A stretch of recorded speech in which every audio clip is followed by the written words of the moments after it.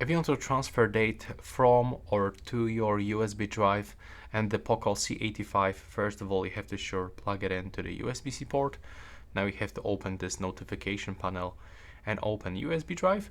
But if for some reason it's not here, you have to also check for your file manager.